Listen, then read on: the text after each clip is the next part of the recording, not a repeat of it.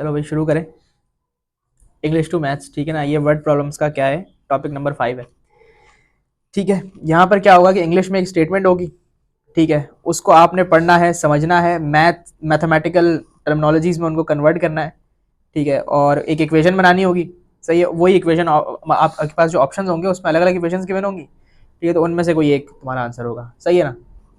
तो पहले हम कुछ बेसिक चीज़ें देखते हैं। सबसे पहले हम ये देखते हैं कि कंसेक्यूटिव इंटीजर्स जो टर्म है ये यूज़ होगी सवालों में, इसका क्या मतलब होता है। ठीक है, देखो मेरे पास मैंने यहाँ पे 5 नंबर लिखे हैं, 1 2 3 4 5, सही है ना। इन सब में अगर तुम देखो तो डिफरेंस 1 का है, कि अगर मुझे 1 से 2 पे जाना है तो +1, फिर 3 पे जाना है तो +1, फिर 4 पे जाना है तो +1, और फिर 5 पे जाना है तो 4 में +1। ठीक है, इस तरीके से चल रहा है। तो अगर मैं अपने 1 को x अज्यूम कर लूँ, ठीक है, तो 2 क्या होगा x+1, 3 क्या होगा x+2, क्योंकि 1 से आप 2 प्लस करोगे तो 3 पे आओगे। इसी तरीके से 4 क्या होगा x+3, और 5 होगा x+4, सही है ना। अब इस तरह जो है ना वो आपको कह सकता है कि एक कंसेक्यूटिव इंटीजर्स हैं। वो आपको ये नहीं बताएगा कि वो शुरू वाले हैं, बीच वाले, मतलब आपको कुछ भी नहीं बताएगा, आप बोलेगा बस कंसेक्यूटिव इंटीजर्स हैं, ठीक है। तो अब आपको ये नहीं पता कि आपका x क्या है। जब आपको ये पता ही नहीं है तो इसलिए आप डिफाइन भी नहीं कर सकते, तो आपको फिर इस टर्म में लिखने पड़ेंगे कंसेक्यूटिव इंटीजर्स अपने। समझ रहे हो बात को।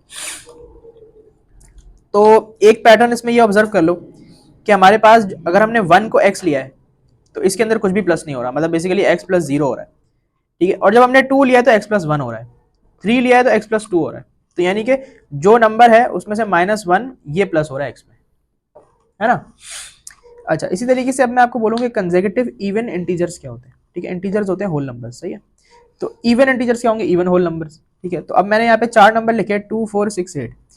2 से 4 के लिए तरफ जाने के लिए मुझे +2 करना पड़ता है, 4 से 6 की तरफ जाने के लिए +2, और फिर 6 से 8 के लिए +2, सही है। तो अब अगर इसको मैं लिखना चाहूँ वेरिएबल की टर्म्स में, तो अगर मैं 2 को अज्यूम कर लूँ मेरा x है, तो क्या होगा कि मुझे 4 पे जाने के लिए x+2 करना पड़ेगा, 6 पे जाने के लिए x+4, और 8 पे जाने के लिए x+6। अच्छा, अब यही सेम चीज और इंटीजर्स के लिए भी है, कि ऑड के लिए 1 3 5 7, ये 4 ऑड नंबर्स मैंने यहाँ पे लिखे, ठीक है। सब में 2 2 का डिफरेंस है, तो देख रहे हो ये और ये बिल्कुल सेम है। तो इवन और ऑड का केस बिल्कुल सेम होता है, बस यहाँ पर मेरा x1 है, यहाँ पर मेरा x2 है, फर्क ये, ठीक है, लेकिन डिफरेंस 2 का ही होगा।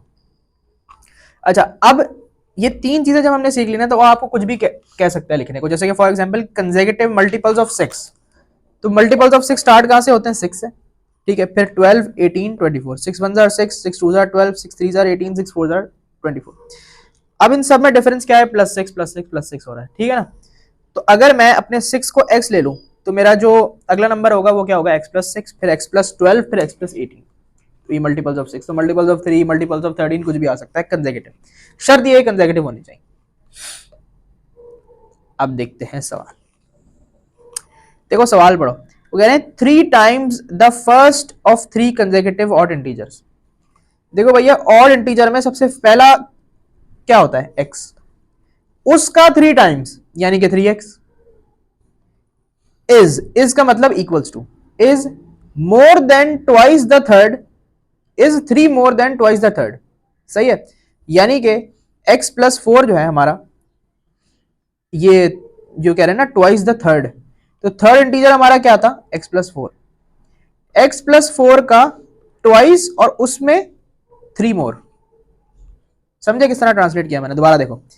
3 times the first of 3 consecutive odd integers, यानी कि जो पहले जो कंसेक्यूटिव ऑड इंटीजर्स हैं उनका जो फर्स्ट इंटीजर है उसका 3 टाइम्स, ये बराबर है 3 more than twice the third, यानी कि जो थर्ड इंटीजर है उसका ट्वाइस और उसमें 3 मोर, यानी कि 3 प्लस, ये और ये बराबर है। तो पूछ रहा है बताओ भाई फाइंड द थर्ड इंटीजर, यानी कि वो आपसे x+4 मांग रहा है। तो अगर मैं इन दोनों को बराबर रख दूं,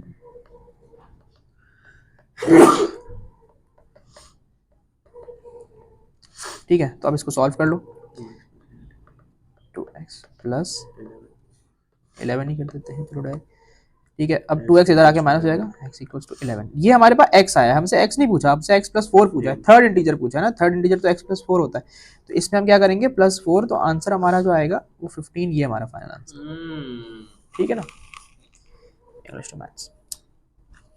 अब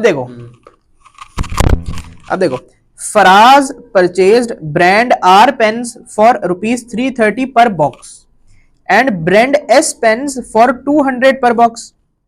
सही है ना, तो ये मेन चीज है, इसको मैं हाईलाइट कर दूं। उसके अलावा if Faraz purchased a total of 12 boxes of pens, यानी कि आर पेन और एस पेन, ये दो कंपनीज हैं आर और एस, ठीक है, डॉलर डॉलर और क्या दूसरी बताओ कोई, पियानो कर लो, ठीक है, डॉलर और पियानो दो कंपनीज के डब्बे खरीदे, ठीक है, एक का डब्बा जो है ना वो ₹330 पर बॉक्स पड़ा है, एक बॉक्स, ठीक है, और दूसरी कंपनी का ना ₹200 पर बॉक्स पड़ा है। टोटल उसने डब्बे 12 खरीदे हैं और उसको टोटल कॉस्ट आई है ₹3700 की। तो पूछ रहे हैं कि how many boxes of brand S did he purchase. सही है ना, तो देखो सबसे पहले तो हम ये पता करेंगे कि टोटल डब्बे उसने कितने परचेज, मतलब दो इक्वेशंस बन रही है बेसिकली हमारे पास यहाँ पे, एक हम बनाएंगे बॉक्सेस को लेके, एक हम बनाएंगे कॉस्ट को लेके, ठीक है।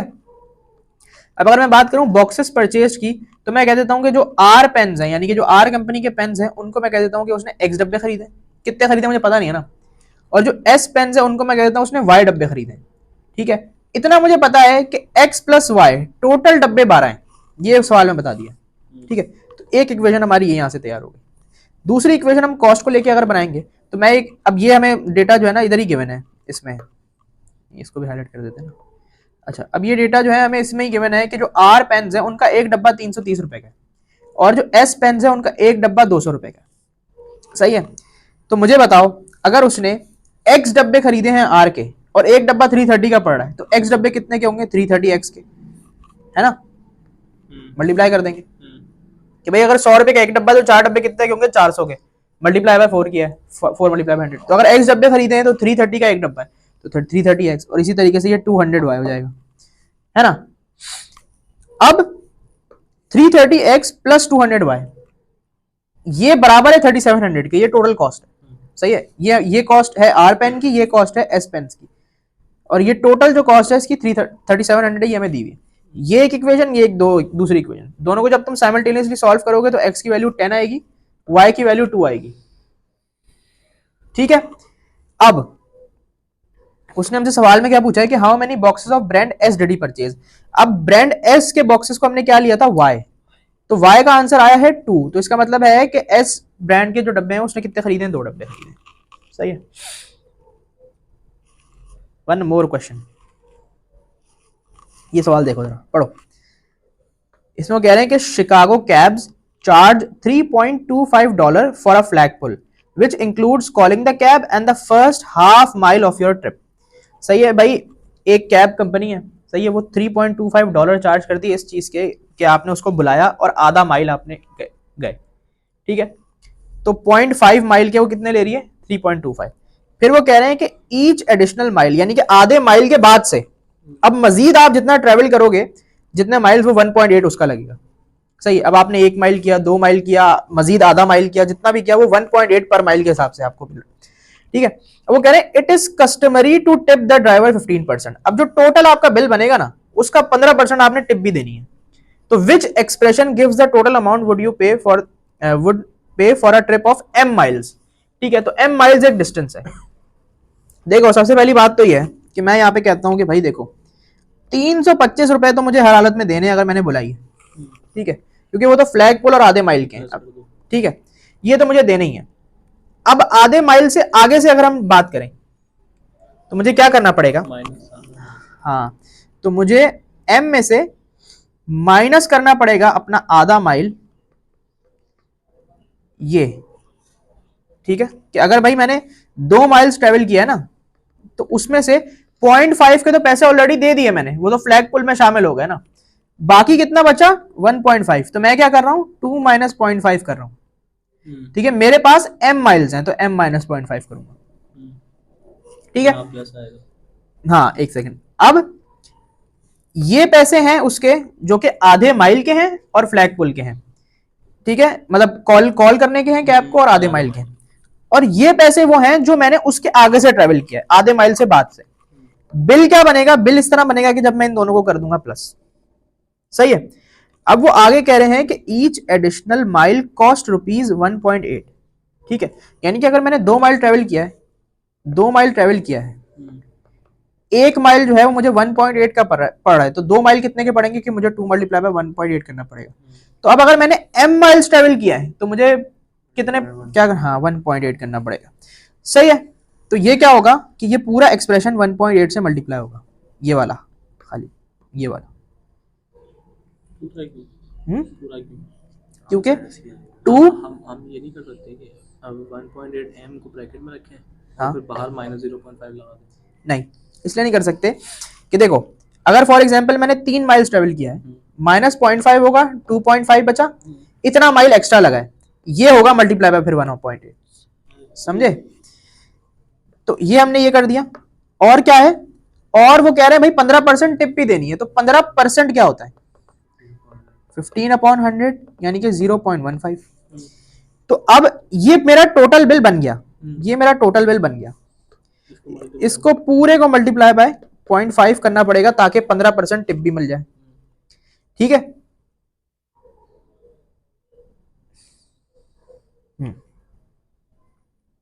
सही है जी।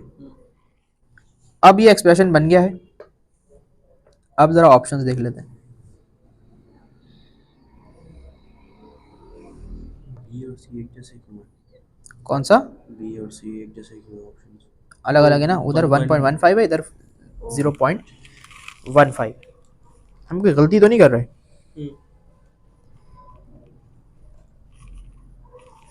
देखो दोबारा से देखते हैं।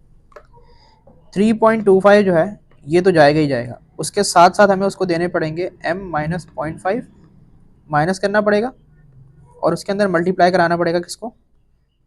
1.8 को। तो ये कॉस्ट और ये कॉस्ट हमारी टोटल आ गई। 15% टिप है, ठीक है ना? अगर 3.25 को प्लस 1.8 माइल रखें, हाँ, और फिर इस पूरे को 0.15 से वो करते हैं और 0.5 से मल्टीप्लाई करते हैं।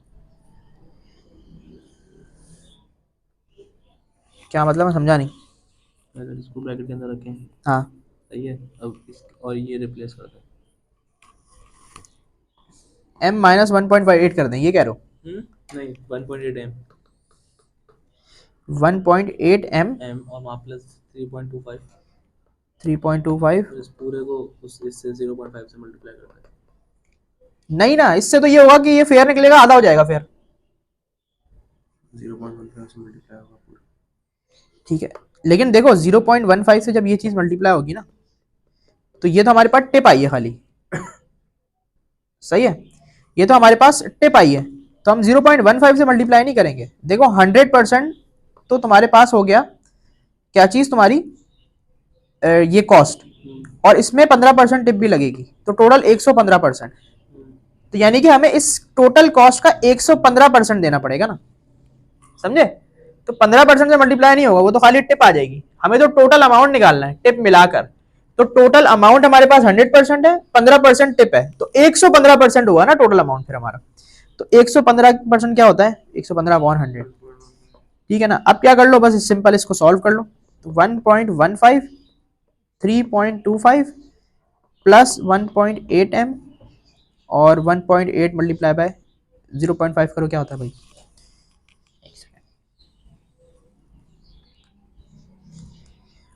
0.9,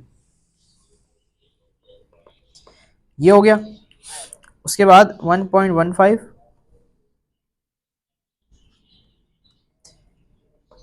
2.35 प्लस 1.8। सही है। ऐसा कोई आंसर इसलिए नहीं है कि ये सवाल जो है ना हमारे जीपीटी भाई ने बनाया है, तो ये होना चाहिए था, ये सही है वैसे, यहाँ पर 2.35 होना चाहिए था, ये गलत किया बस। क्या जीपीटी भाई ने बनाया? हाँ, ठीक है जी, समझ आ गए? आगे बढ़ते हैं। अभी आसान आसान वाले एग्जाम्पल क्वेश्चन जल्दी जल्दी से देखते हैं। देखो भाई, John is twice the age of Aaron. ठीक है, John is twice the age of Aaron. ठीक है ना? Aaron is 5 years younger than Smith. ठीक है, एरन ने तो एच में लिखा हुआ है एक से। देखो भाई, एरन जो है, Aaron is equals to 5 years younger than Smith, यानी कि स्मिथ की एज में से -5 करो तो वो एरन की एज है। The sum of Julie and Lily age is 50, यानी कि जूली और लिली की एज का सम 50 के बराबर है। Thrice the sum of John and Smith age is 60, यानी कि जॉन और स्मिथ की एज का सम और फिर उसका थ्राइस 60 के बराबर है। जॉन एंड स्मिथ की एज का सम उसका थ्राइस 60 के बराबर है। Product of thrice A and B, 3a and B, thrice A and B, product मतलब multiply. Add 5y to the product of A and B, A और B का product लो यानी कि उनको मल्टीप्लाई करो और उसमें क्या ऐड कर दो 5y। Subtract C from cube of D, D का क्यूब करो उसमें से क्या माइनस कर दो सी। डिवाइड 2w बाय 5f, यानी कि 2w लो और उसको तकसीम कर दो 5f में, डिवाइड कर दो। Twice the sum of B and K, ठीक है भाई, बी एंड के का सम करो और उसको क्या कर दो ट्वाइस कर दो, डबल कर दो, मल्टीप्लाई बाय 2 कर दो। Sum of twice A and B, अब देखो ये और ये एक जैसी लग रही है सुनने में, twice the sum of B and K, sum of twice A and B, लेकिन यहां पर क्या है, यहां पर हम इस तरह नहीं लिखेंगे, यहां पर हम कहेंगे sum of twice A and B है, तो ट्वाइस ए और बी इनका सम, सही है, ये फर्क है इन दोनों स्टेटमेंट्स में। ऑफ और द का फर्क है, हैं? ऑफ और द का फर्क। हाँ, अच्छा अब देखो कितनी है। A is 4 years older than B, who is 3 times as old as C. If the sum of their age is 25 years old, how old is B? देखो यहाँ पर हमारे पास A की जो एज है वो क्या है, A जो है ना वो 4 साल बड़ा है B से, यानी कि B के एज में 4 प्लस करोगे तो A की एज आ रही है, ठीक है। और फिर कह रहा है कि B जो है वो 3 times age old age C है, यानी कि 3 की एज को मल्टीप्लाई, C की एज को मल्टीप्लाई बाय 3 कर रहे हो तो B की एज आ रही है, ठीक है ना, कि B जो है उसकी एज 3 टाइम्स है सी से, यानी कि 3 की एज को मल्टीप्लाई बाय सी करोगे तो बी की एज आ रही है, और ए जो है वो 4 साल बड़ा है बी से, यानी कि बी की एज में 4 प्लस करोगे तो ए की एज आ रही है, ठीक है। ये एक स्टेटमेंट हो गई। फिर वो कह रहे हैं if the sum of their age is 25 years old, how old is B, यानी कि A plus B plus C तीनों की एजेस प्लस करके हमारे पास क्या है आंसर 25, तो पूछ रहा है बी बता दो, तो मैंने क्या किया भाई, ए की जगह 4 प्लस बी सब्स्टिट्यूट कर दिया और सी की जगह बी अपॉन 3 कर दिया, 3 यहाँ आएगा ना तो 3 भी हो जाएगा, सही है। एक सेकंड, बी अपॉन 3, ठीक है, सी की जगह बी अपॉन 3 सब्स्टिट्यूट कर दिया। जब तुम इस इक्वेशन को सॉल्व कर लोगे, जब तुम इस इक्वेशन को सॉल्व करोगे अलजेब्रिकली, तो बी का आंसर आएगा 9 ईयर्स, 9 साल बी की एज है, ठीक है ना। अब आगे, अच्छा, Ali is 4 years older than Bilal and Daniyal is 2 years younger than Bilal, if the sum of their ages is 47, find the age of Bilal, ठीक है भाई। अली जो है वो कितना 4 साल बड़ा है बिलाल से, यानी कि जो अली की एज है, ए कह रहा हूं मैं उसको, अली ए बी बिलाल और डी दानियाल, ठीक है ना। तो अगर अली जो है वो 4 साल बड़ा है बिलाल से, तो यानी कि बिलाल की एज में 4 प्लस करो तो अली की एज। फिर दानियाल जो है वो 2 साल छोटा है बिलाल से, यानी कि बिलाल की एज में से 2 साल माइनस करो तो दानियाल की एज। इन तीनों की एजेस का सम 47 है, यानी कि A plus B plus D 47 है। बताओ भैया बिलाल की एज क्या है, यानी कि बी, तो वही काम किया कि ए की जगह 4 प्लस बी रख लिया, डी की जगह बी माइनस 2 रख लिया और बी की जगह बी रहने दिया। इस इक्वेशन को सॉल्व करोगे 15 साल, तुम्हारे पास आंसर आ जाएगा। If a number is tripled it gives the same result as when 28 is added to it. भाई जब एक नंबर, कोई भी नंबर x, उसको जब 3 टाइम्स कर रहे हो तो उसका जवाब बराबर आ रहा है इसके कि जब तुम उस नंबर में 28 प्लस करोगे। तो बताओ भाई नंबर क्या है, तो ये आपके पास इक्वेशन यहां पे बन गई, इसको जब तुम सॉल्व करोगे आंसर क्या आ जाएगा 40, ठीक है। ये आखिरी है, इसके बाद खत्म। The sum of half of a number and 48 is 2 times the number, find the number. भाई एक दो नंबर्स हैं, एक नंबर लो x, उसका आधा करो, उसमें 48 प्लस करो, ये बराबर है इसके कि जब तुम उस नंबर को डबल करोगे। देखो the sum of half of a number and 48, half of a number and 48 इनका सम, ये इज 2 टाइम्स, यानी कि बराबर है 2 times the number 2x, find the number. तो जब इसको सॉल्व करोगे इस इक्वेशन को एल्जेब्रिकली, 32 वैल्यू आ जाएगी, सही है। अब तुम यहाँ पे रख के भी देख लो, देखो 32/2 क्या होता है 16, प्लस 48 क्या होता है, करो 64 होता है, और जब तुम 2 मल्टीप्लाई बाय 32 करोगे तो ये भी क्या होता है 64, तो देख रहे हो दोनों बराबर आ रहे हैं।